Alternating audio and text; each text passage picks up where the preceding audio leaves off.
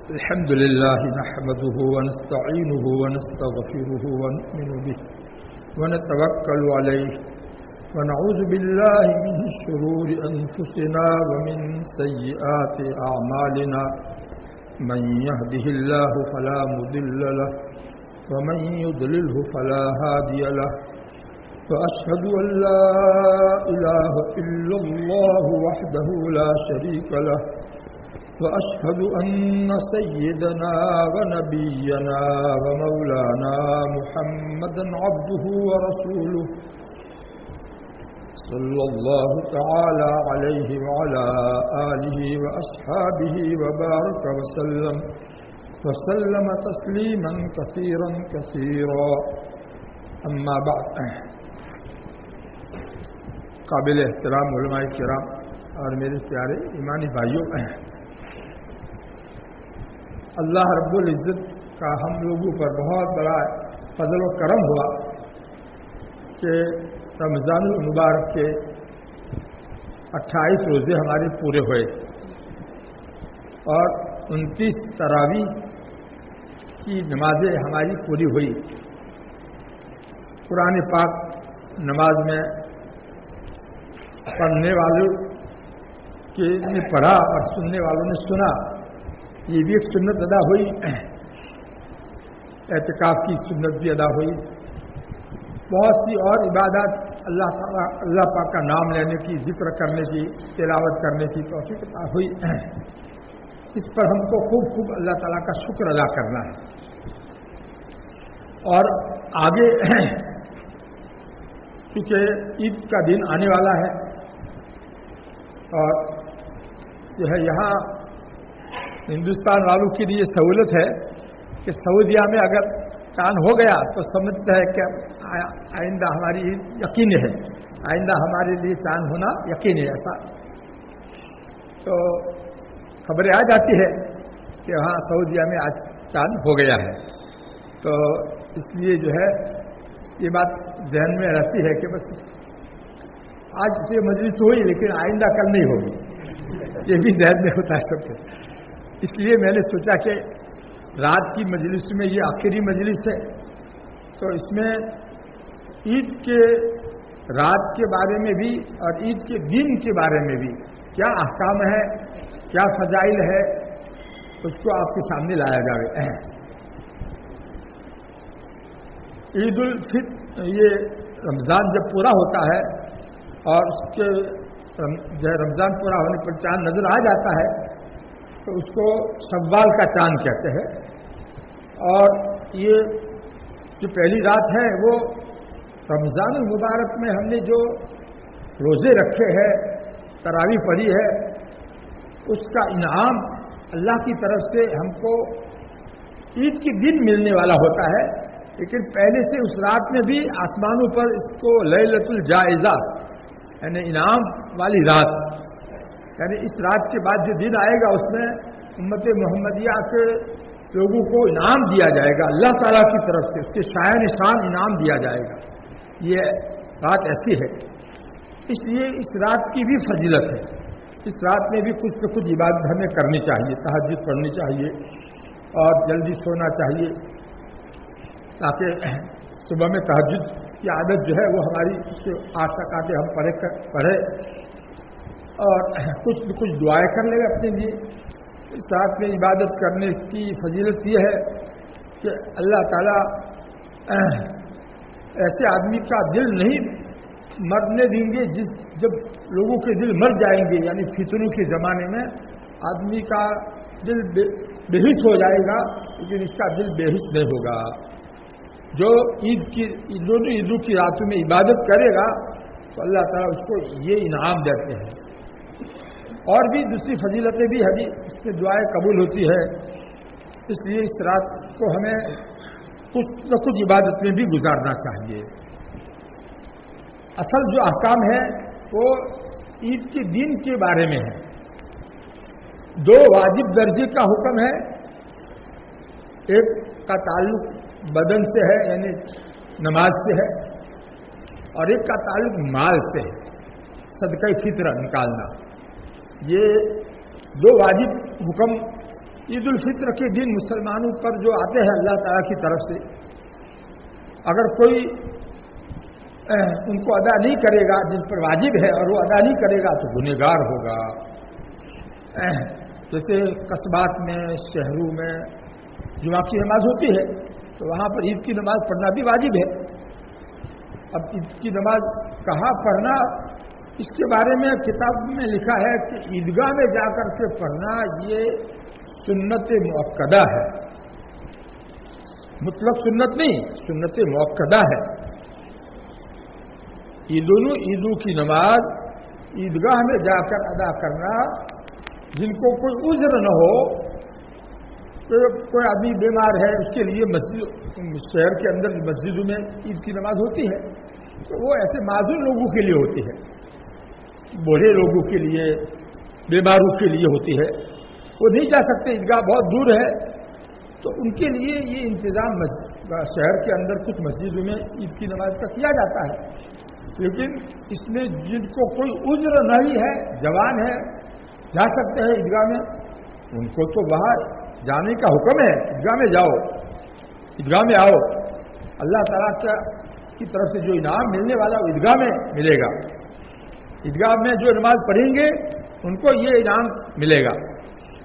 معذورین کا حکم الگ ہے، جو معذور ہے وہ تو ان کو یہاں پر بھی مل جائے گا، ان کا انعام تو یہاں بھی مل جائے گا.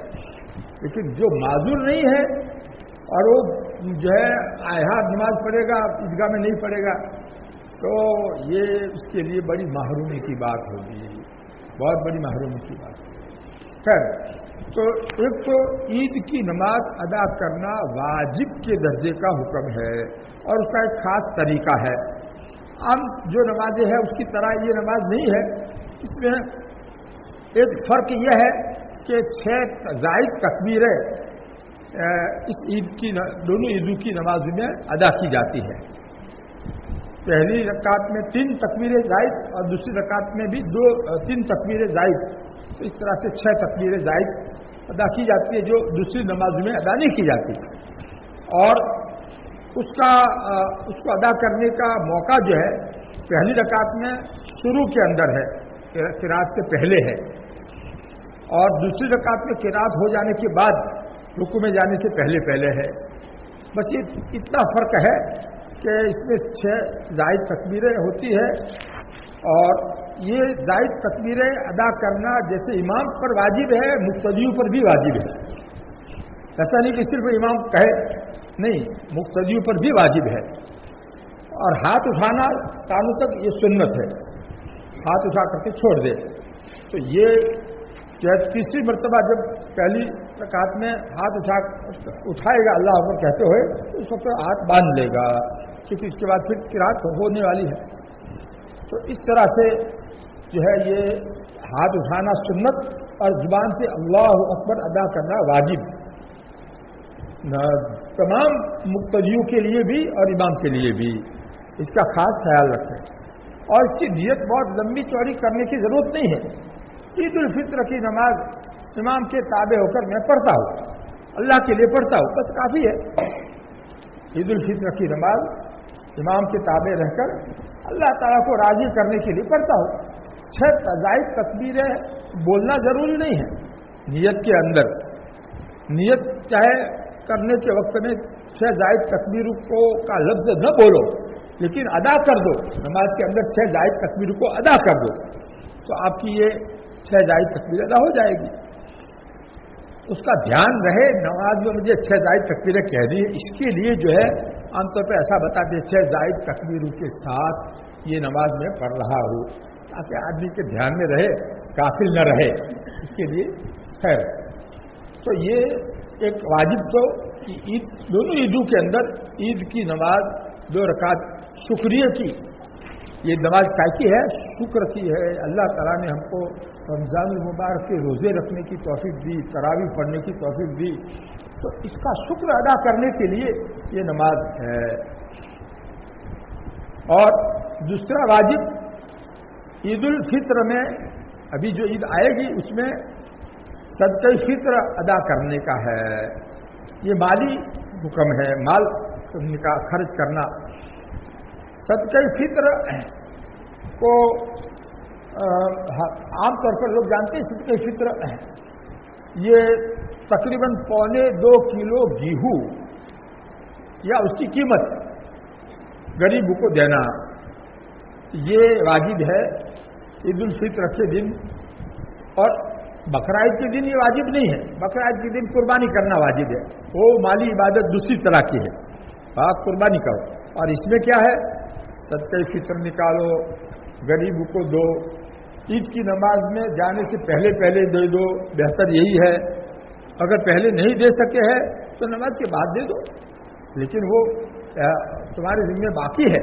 ادا نہیں کیا ہے باقی ہے. اس کو ادا کرنا واجب ہے ضروری ہے. تو یہ ہے صدقہ فطر کا مطلب ہے. صدقہ فطر جو ہے واجب اس کو ادا کرنا اس کا درجہ واجب کا ہے. سنت کا نہیں واجب کا ہے. فرض سے نیچے اور سنت سے اوپر اس کا درجہ ہے. اس لیے ہمیں اس کا اہتمام کرنا ضروری ہے صدقہ فطر ادا کرنے کا.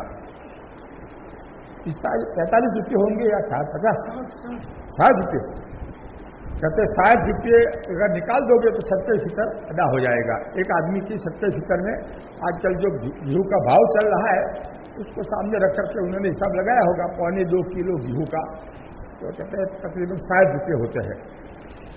تو بہرحال یہ کوئی مشکل نہیں ہے آسان ہے. 60 روپये کیا مشکل ہے.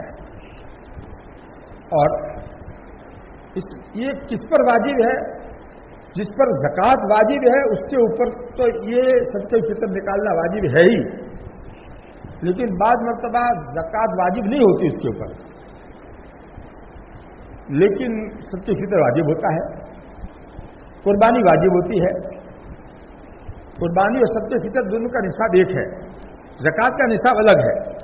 زکوٰۃ کے لیے تو روپیہ یا سونا یا چاندی یا ویپار کا مال یہ 4 چیزوں میں سے کوئی چیز نصاب کے برابر ہو تو زکوٰۃ واجب ہوگی. نصاب ہر ایک کا الگ الگ ہے. چاندی کا الگ ہے سونے کا الگ ہے اور تجارتی مال ہے تو اس کا الگ ہے. اس کی قیمت جو ہے اپنی تجارتی جو مال دکان میں ہے اس کی قیمت لگا کر کے وہ چاندی کا جو نصاب ہے اس کے برابر ہو جاتا ہے. اس کی قیمت ہو جاتی ہے تو صدقہ فطر اس پر واجب ہو جائے گا.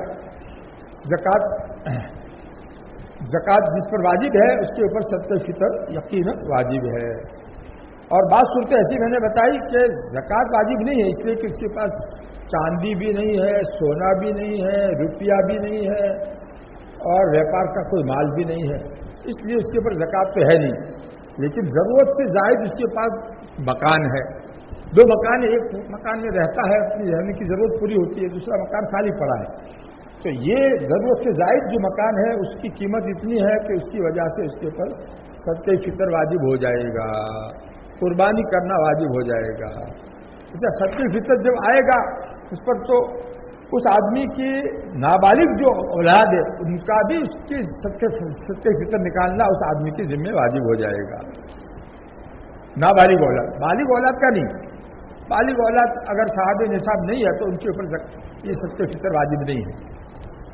اور صاحب نصاب ہے تو خود اپنا صدقہ فطر خود نکالیں گے.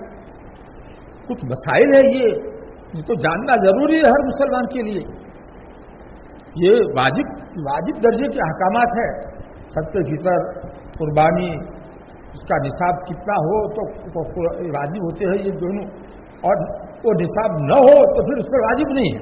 پھر گنہگار نہیں ہوگا. اگر صدقہ فطر نہیں نکالے گا قربانی نہیں کرے گا تو گنہگار نہیں ہوگا کیونکہ وہ قرض دار ہے یعنی مقروض ہے قرض میں ڈوبا ہوا ہے یا ہے کہ اس کے پاس کچھ ہے ہی نہیں کہ جس کی بنا پر اس کے اوپر قربانی واجب ہو صدقہ فطر واجب ہو.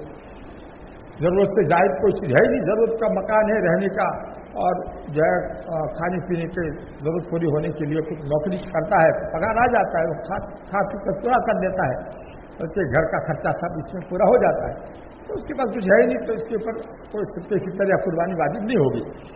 لیکن جس کے پاس ضرورت سے زیادہ چاہے ایک مکان ہو چاہے زمین ہو جس کی آوک کا وہ محتاج نہ ہو ایسی کوئی بھی ضرورت سے زائد کپڑے ہی مثلا 3 جوڑی کپڑے ضرورت کے کہلاتے ہیں اور اس نے 15 جوڑی کپڑے سلا رکھے ہیں تو یہ جو ہے 3 जोड़े तो ज़रूरत के कहलाएंगे और बाकी जो है वो सब क्या कहलाएंगे, ज़रूरत से ज़ायद कहलाएंगे। जैसे आमतौर पर शादी होती है और लड़कियों की, तो उनके कई जोड़े उनके पास कपड़े होते हैं, तो उनके पास चाहे सोना चांदी न भी हो तो ये कपड़ों ही की अगर इतनी कीमत हो जिसके जो चांदी के निसाब के बराबर हो जाती हो, तो उसके ऊपर कुर्बानी भी वाजिब होगी, ज़कात फितर भी वाजिब होगा। तो ये मसाइल जानना ज़रूरी है, अच्छी तरह से इसमें दिमाग लगाना, दिमाग को उनसियत न हो, दिमाग मानुस न हो, सब पकड़ता न हो, तो बार बार उसको सुन करके अपने दिमाग में लेना ये ज़रूरी है। बहरहाल ये ईद उल फित्र के दिन 2 तो वाजिब हमारे ऊपर आयद होंगे, इसका हम खास ख्याल रखें। एक ईद की नमाज अदा करना और दूसरा सदक़े फितर अदा करना। और 13 सुन्नतें हैं ईद उल फित्र के दिन। कितनी सुन्नतें हैं? 13 सुन्नतें हैं, 2 वाजिब और 13 सुन्नतें। इसलिए उन सुन्नतों को मैं पढ़कर सुनाता हूँ। बेशती जेवर लाया हूँ, उसमें से आपको ये सुन्नतें सुनाता हूँ।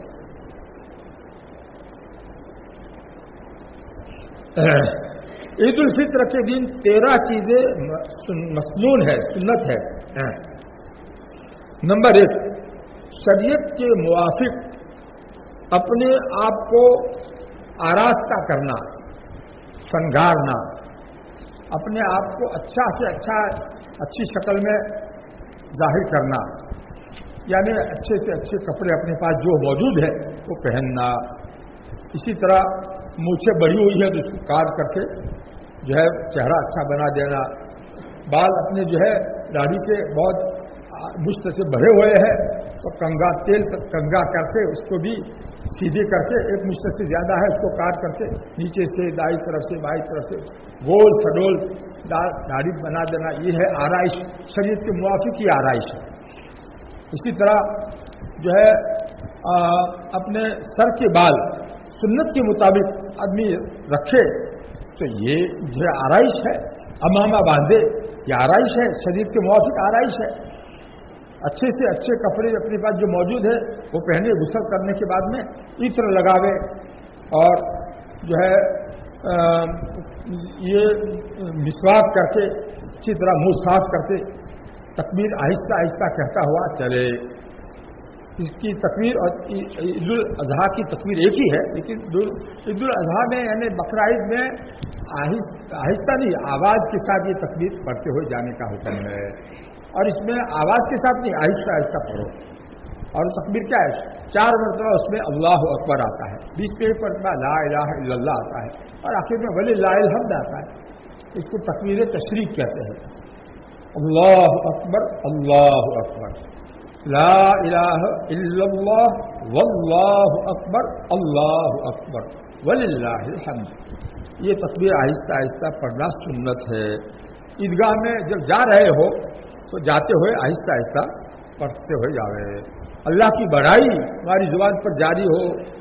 अल्लाह अकबर का मतलब क्या है कि अल्लाह इतने बड़े हैं कि सारे इंसान और सारे अंबिया और सारे फरिश्ते और बड़े से बड़े 4 जो फरिश्ते, उन्होंने जितना अल्लाह ताला को पहचाना है, समझा है, इससे भी अल्लाह ताला बड़े हैं। अल्लाह ताला उससे भी बड़े हैं। जितने जिन्नात दुनिया भर में है और जितने इंसान, अंबिया, सहाबा, उन्होंने अल्लाह ताला की बड़ाई को जितना समझा उससे अल्लाह ताला की बड़ाई और आगे है। अल्लाह अकबर का ये मतलब होता है। तो अल्लाह की बड़ाई हमारे दिल में अच्छी तरह जमानी है ईद के दिन, इसलिए बार बार ये तकबीर जुबान से अदा करनी है। इस सुन्नत का ये फायदा है कि अल्लाह की बड़ाई आदमी के दिल और दिमाग में इतनी जो है जमी हुई हो, उसके ऊपर इतनी गालिब हो कि फिर वो कोई नाफरमानी न करे। खुशी के अंदर, ईद की खुशी में आकर कोई नाफरमानी न करे।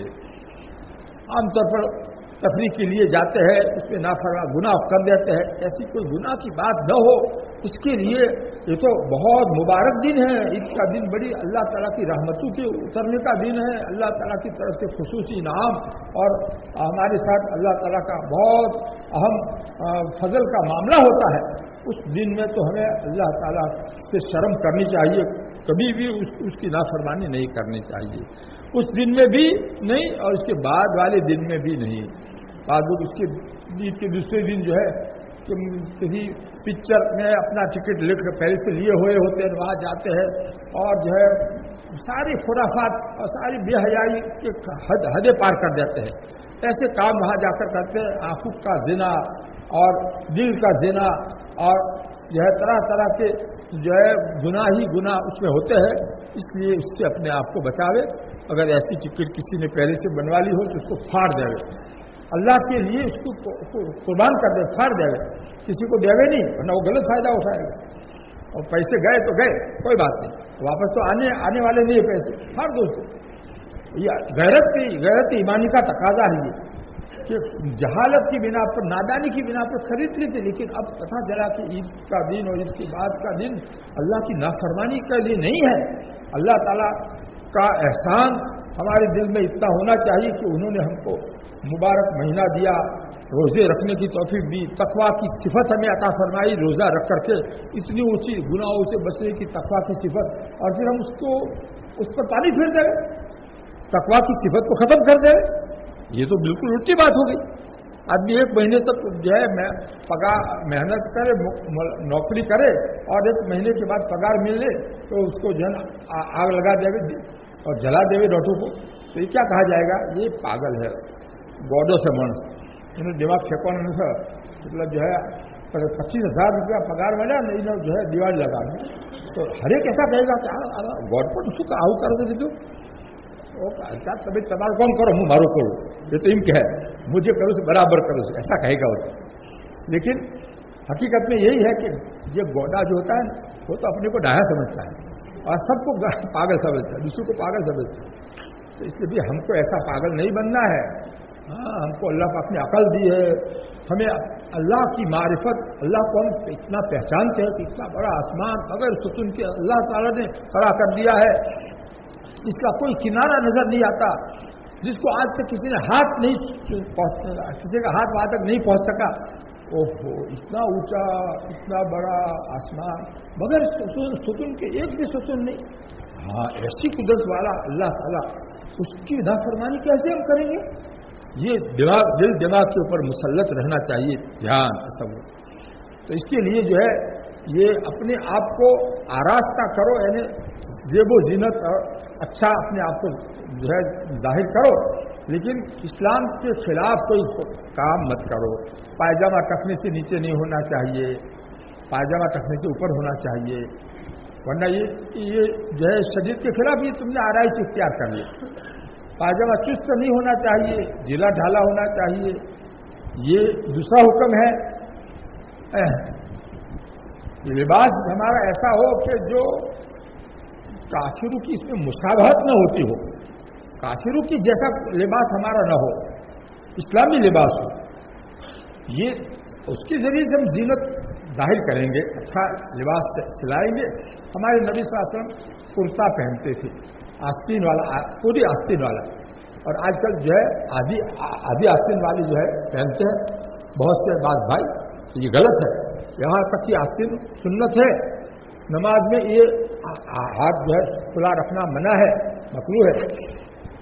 اور کرتا اللہ کے نبی صلی اللہ علیہ وسلم کا نیچا ہوتا تھا، یہ گھٹنا ہے اس سے نیچا ہوتا تھا، اور نیچے اندر جو ہے لنگی پہنتے تھے، اور اس سجدے میں جاتے تو ڈبل ہو جاتا پیچھے سے یہ لنگی اور اس کے اوپر کرتا بھی ہو جاتا. تو کتنا ادب کے ساتھ یہ لباس کیسا ادب والا ہے. اور آج کل کیسی بے شرمی بے حیائی والا لباس کہ آدمی سجدے میں جائے اور پیچھے ایک ڈبل ہے نہیں، ایک ہی ہے اور وہ بھی چست ہے. بتاؤ کتنی زیادہ گستاخی والی بات صورت ہے. یہ آدھا ننگا پا ہے، صرف کھال ڈھکی ہے، باقی جسم کا موٹا پا کہاں ڈھکا ہے. اور جسم کتنا موٹا ہے اس سے تو سب دکھائی دے رہا ہے. تو یہ کہا جائے گا ارجو ناگو سے، پورو ناگو نہ تھا، ارجو ناگو. ہاں، پورو ناگو ہے تو انہیں مسجد کو آباد ہے، ورنہ ارجو ناگو سے ان کان سی جو ہے کہ وہ پہلے ہی سن ایسا کہہ کر وہ آ جاتا ہے دادا گری کر کے. لیکن وہ حقیقت یہ ہے کہ اللہ کے سامنے اس طرح سے آنا، اس کا ایمان، اس کی غیرت کیا اجازت دیتی ہے کہ میں سجدے میں جاؤں گا اور ایسا پیچھے سے کتنا خراب لگے گا، کتنا خراب لگے گا، یہ کتنی بری بات ہے۔ اس لیے احسن الفتاوی میں مسئلہ لکھا ہے کہ یہ چست جو پتلون ہوتا ہے اس کو پہن کر جس نے نماز پڑھی ہو تو اس کی نماز مکروہ تحریمی ہوتی ہے اور اس کو لوٹانا واجب ہوتا ہے، دوبارہ پڑھنا واجب ہے۔ اب ظاہر ہے کہ دوبارہ پڑھے گا تو دوسرا کوئی پاجامہ یا لنگی پہن کر کے پڑھے گا تب وہ نماز اس کی جو ہے کراہت سے نکلے گی۔ تو یہ نماز سنتیں جو میں بتلا رہا تھا عید الفطر کے دن، اس میں پہلی سنت کیا ہے؟ شریعت کے موافق اپنی آرائش کرنا۔ آرائش سمجھتے ہو؟ ابھی جو سمجھایا میں نے وہ۔ نمبر 2 غسل کرنا، نمبر 3 مسواک کرنا، نمبر 4 عمدہ سے عمدہ کپڑے جو پاس موجود ہو پہننا، نمبر 5 خوشبو لگانا، اور نمبر 6 صبح کو بہت سویرے اٹھنا۔ تو جلدی سو گے تو صبح میں جلدی اٹھ سکو گے، کیونکہ صبح میں غسل کرنے کے لیے غسل خانہ گھر میں ایک ہوگا اور لائن لگے گی، تو اس لیے پہلے سے اٹھ جاؤ گے تو سب ہو جائے گا کام آسان۔ نمبر 7 عیدگاہ میں بہت سویرے جانا، عیدگاہ میں سویرے جانا۔ دیکھو یہ سنت بتلا رہے، سنتیں بتا رہے، عیدگاہ میں جانا، گاؤں شہر میں جو مسجدیں ہیں اس میں نہیں، عیدگاہ میں جانا سنت ہے۔ اور سویرے جانا یہ بھی اس کے ساتھ لگا ہوا ہے، عیدگاہ میں سویرے جانا۔ سویرے کا مطلب یعنی کم سے کم نماز شروع ہونے سے آدھا گھنٹہ پہلے پہنچ جاوے، وہاں کچھ جو پروگرام ہوتے ہیں، بیان ہوتے ہیں، وہ سے فائدہ ہو جائے گا، آگے پہلی سفے میں جگہ مل جائے گی۔ اور قبل عیدگاہ جانے کے کوئی میٹھی چیز کھانا، عید الفطر کے دن عیدگاہ جانے سے پہلے کوئی میٹھی چیز جیسے کھجورے یا چھہارے کھا کر کے جانا سنت ہے۔ اور عید الاضحیٰ میں بقرہ عید میں کچھ مت کھاؤ، اور سب سے پہلے قربانی کا گوشت اللہ کی طرف سے مہمانی ہے، دعوت ہے، تو اس میں سے جو جلدی پک جانے والی چیز ہوتی ہے کلیجی، اس کو پکا کر کے پہلے کھاؤ، بھوک بھی اچھی لگے گی تو کھایا بھی جائے گا اچھی طرح۔ اور اس میں کیا ہے کہ کچھ جو ہے میٹھی چیز کھا کر کے جانا سنت ہے عید الفطر میں۔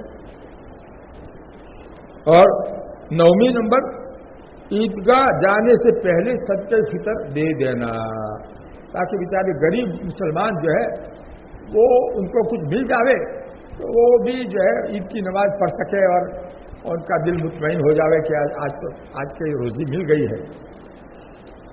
اگر تم بعد میں دو گے تو ان کو کیسے ان کی ضرورت کیسے پوری ہوگی؟ اس سے پہلے دینا یہ سنت ہے۔ نفس عید الفطر صدقہ فطر دینا تو واجب، لیکن عید کی نماز سے پہلے ادا کرنا یہ سنت۔ اگر کوئی رمضان میں دے دے ابھی دے دے تو بھی ادا ہو جائے گا، اور اگر نہیں دیا تو واجب باقی رہے گا، عید کے بعد بھی ادا کرنا اس کے ذمہ واجب باقی رہے گا۔ اس کو سمجھو اچھی طرح سے۔ 10ویں نمبر کی سنت کیا ہے کہ عید کی نماز عیدگاہ میں جا کر پڑھنا، مستقل عیدگاہ میں جا کر عید کی نماز پڑھنا، یہ بھی سنت مؤکدہ ہے۔ اللہ کے نبی صلی اللہ علیہ وسلم ہر سال عید کی نماز عیدگاہ میں جا کر پڑھتے تھے، مسجد نبی میں نہیں پڑھتے تھے، مدینہ سے باہر عیدگاہ میں جا کر کے ادا کرتے تھے۔ اس لیے عیدگاہ میں جا کر ادا کرنا کیا ہوا؟ سنت مؤکدہ۔ یعنی شہر کی مسجد میں بلا عذر عید کی نماز نہ پڑھنا، عذر ہو تو الگ بات ہے۔ وہ تو 11ویں نمبر کی سنت، جس راستے سے جاوے اس کے سوا دوسرے راستے سے واپس آنا، الگ الگ راستے اختیار کرنا جانے آنے کے لیے، تاکہ ادھر جو غیر لوگ رہتے ہیں نا ان کے اوپر روک پڑے۔ مسلمان چتلا میرا چتلا گھٹنا آتی جو ہے آج جو تو آپ کو کیا نہ پڑے پارو آٹومیٹک نیچا آ جائے، جب آپ کو کرائے نا ادھر اسی کو سوچائے نا تو آپس میں چرچا کرنے لگے آدمی۔ اور ادھر جہاں عیدگاہ ہے وہاں جو ہے وہ ایسے لوگ رہتے ہیں غیر مسلم۔ آگے سنو. نمبر